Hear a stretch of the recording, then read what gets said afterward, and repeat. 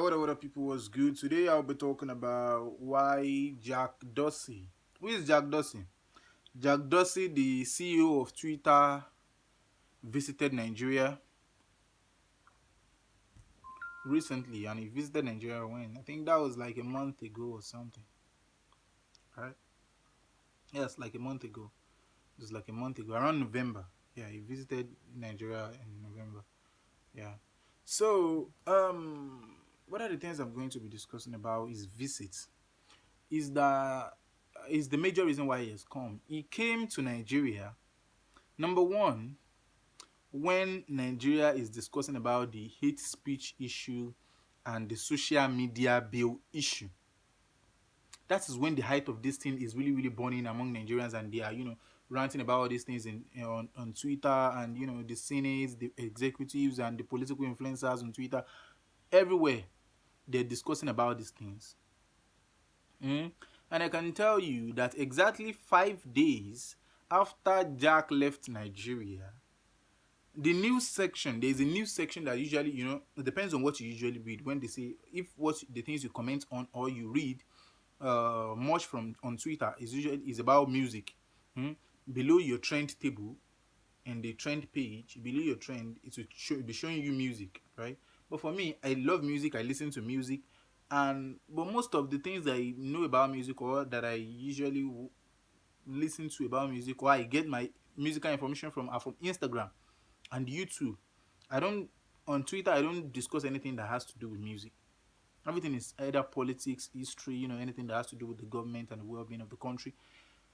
So in short, what happened was that below my trend table, or below in my trend page, it used to lead the trend at the upper side of the page, and below they will be showing you the tweets from the people who also tweet about the things that I usually like to tweet about. Mm? It will be showing me posts from Jaja, PhD, Akin Alabi, Shehu Sani, Dino Melaye, you know, Bashir Ahmed, Loretta Onoche, Festus Keyamo, all these guys that usually tweet things about politics on Twitter, right? And this guy, Onye Kuzi or something like that, Mazibe, maybe Mazibe, I don't know. So the point is, the news section where I used to get my news source on Twitter, it disappeared. And they started showing me Whiskey and Davido. Are you mad? Whiskey and Davido, okay. You look at me as Whiskey and Davido on Twitter. I don't have any business with them on Twitter, right? All our businesses are usually on Instagram. I don't have any business with them on Twitter. I don't read anything that has to do with music, entertainment on Twitter, majorly politics. Mm? And in a news that I read was that Ngozi Okonjo-Iweala is one of the board of Twitter, right? But that's not the issue. But the point is, there's a statement that reveal why um why why Jack Dorsey, who is the CEO of Twitter, actually visited Nigeria. And allegedly, it has been said that Jack Dorsey had a discussion with Ngozi Okonjo-Iweala, that they discussed about efforts aimed at preventing the, or like, okay, let me read the article for you. I think the article was posted by techcity.ng.com, and their discussion is about, you listening, right? Nigeria, Iweala could be regarded as Dorsey's point of reference for information regarding Nigeria, considering the ex-minister Ngozi Okonjo-Iweala is also a board member of the microblogging site Twitter, right? Their most recent publicly known discussions centered on efforts aimed at preventing the upload of terrorist and violent extremist content on the platform. Which violent extremist content has ever trended in Nigeria? Except for the truth. So what content are we talking about? What's content? Huh? What is about extremism and terrorists? Hmm? Boko Harams are killing people, and the videos have been shared on Twitter. Didn't they kill people? Didn't Boko Haram kill people? Boko Haram are killing people now. They are killing people now. Hmm? And that kind of video is being shared on Twitter. So you said, okay, because you want to prevent such kind of videos, that means you don't want to know what is going on, right? You want us to be kept in dark. Whether that is what he meant by the statement or that's not what they meant by the statement. That is not actually the how can I say that? And that's not actually what they said, literally, but from the source, like that is what the discussion actually centered around. But when we are talking of saying you want to censor something about Twitter Nigeria or social media in Nigeria, what can you say? What do you want to say you want to censor about?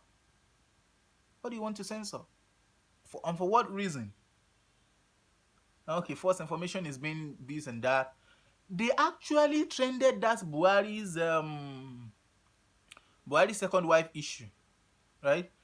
The people in APC and Buhari's media aid and shit like that, those people actually trended that thing by themselves. And Nigerians also fell victim of that, mocking two wives and shit like that, whatever. There's nothing bad in a president having two wives. So saying okay, it's a false information and shit, they actually did those things by themselves so that they can allege that it was Nigerians that were spreading the false information. Of course, Nigerians also jumped into conclusion and started making commentaries and shit. Okay, Nigerians spreading false information, and they're actually the one who actually originated and who actually innovated and propagate that lies and shit. And with that, that was after maybe weeks after that they started bringing up the social media and hate speech issues. And after then, Jack came to Nigeria. They started shutting people's account down, and a lot of all these things. So the point I'm trying to make out is that a lot of social media owners, they are being they are being they are compromising their by their influence. I mean, they are compromising their effects, the effect of their business, of their website, of that power they have over by having the information of the people, and the fact that people rely on them for information and sharing of information among each other. They are using that power to support one government against the other, or maybe they are doing those things out of the fear that Nigerian government can ban Twitter in Nigeria, maybe, and by finding one flimsy excuses and shit like that. So that's the point. The point I want to bring out is, Jack Dorsey's visit to Nigeria is political. Just for political reasons, right? And not long after then, maybe long before then or after then, there's a ban that is there's a ban that is being placed on a ban is being placed on Twitter placed the ban on political advertisement, right? I don't have any problem with that. Progressives. Hmm? Even let's look into the United States. I don't want to go into United States issue, please. On this what's the name? All this United States wahala. They usually like any YouTuber that is talking about United States politics and shit. That is Coach Red Pill's channel has been has been throttled, and I don't want any that kind of that on my channel. But I'm going to say something about this on my YouTube. You can follow me on YouTube. I mean, on my Facebook page, Sulara Baba. Sulara Baba. I'm going to add this in the check the description. You're going to find it there. And in a few days I'm going to record a video about that, about how the social media platforms, all these YouTube and shit, they are siding one political party against the other. All these YouTube, Google, Twitter, Facebook, they are citing one political party against the other. If you look into the 2016 presidential election in the United States, what everyone has believed, most especially in Africa where we don't know what is going on, was that Trump uh, Trump has lost, Clinton is leading, this and that, which is a lie. It's just social media hype. They hired influencers to do that for them. Hmm? But well, with time we're going to. But that's it. That's it. So if you have a Twitter account and you seem to like to talk about politics and you still want to be talking about your politics, so you have to watch what you're going to be saying, unless you don't care about whatever is being done to your account. And another thing is that this is still another opportunity for the youth. If you know you have the technological intelligence and the technological skill to do this, it's not too late. Because sometimes I used to see it like, social media. There is a lot of social media these days. We don't need to, um if I want to invest in anything big, I don't need to be bothering myself about having social media again. You can. Why? Because a lot of all these guys are compromising their values. You can simply do it. You can do it. You can do it. That's just it. That's just it. What do I have to say about this? I hope you get the point.